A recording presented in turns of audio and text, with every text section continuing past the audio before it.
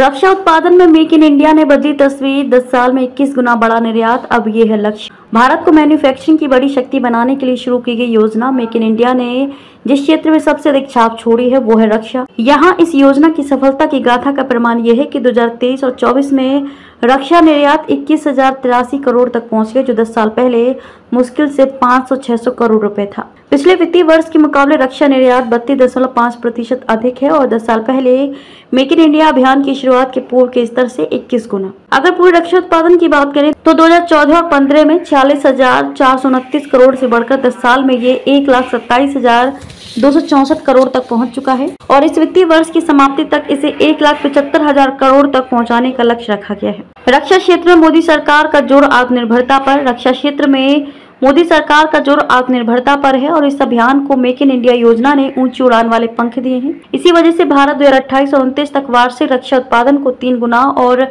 रक्षा निर्यात को 2 गुने के स्तर पर पहुंचाना चाहता है। मेक इन इंडिया अभियान के 10 वर्ष पूरे होने पर रक्षा मंत्री राजनाथ सिंह ने एक्स पर पोस्ट किया कि रक्षा उत्पादन के मामले में प्रधानमंत्री नरेंद्र मोदी के नेतृत्व में मेक इन इंडिया अभियान ने देश की तस्वीर बदल दी है। एक समय था जब लगभग 65 से 70% रक्षा सामग्री आयात की जाती थी, लेकिन अब केवल 35% सामान ही आयात हो रहा है। राजनाथ सिंह ने भरोसा जताया है कि 2029 तक रक्षा निर्यात 50,000 करोड़ को पार कर जाएगा। रक्षा क्षेत्र में मेक इन इंडिया की सफलता का सबसे अधिक आकर्षक पहलू ये है कि उन सार्वजनिक क्षेत्र के उद्यमों ने अपने प्रदर्शन से सबसे अधिक प्रभावित किया है, जिन्हें अक्षम और कामकाज में लचर ही समझा जाता था।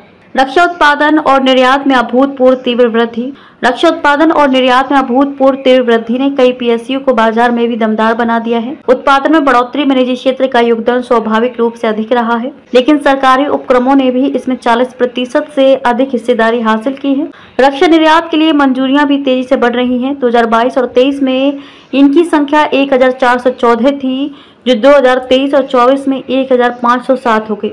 रक्षा के मामले में संपूर्ण आत्मनिर्भरता के लिए मेक इन इंडिया अभियान के सहारे एक नया रक्षा औद्योगिक परिदृश्य रचा गया है, जिसमें L&T, गोदरेज, अडानी जैसे बड़े कॉर्पोरेट समूहों के साथ सरकारी कंपनियां भी हैं और शोध अनुसंधान का पूरा नेटवर्क भी है। इसी के बल पर ब्रह्मोस बैलिस्टिक मिसाइल से लेकर फाइटर जेट तक और गोला बारूद से लेकर नाइट विजन डिवाइस तक सब कुछ भारत में बन रहा है और आयात पर निर्भरता हर साल घट रही है।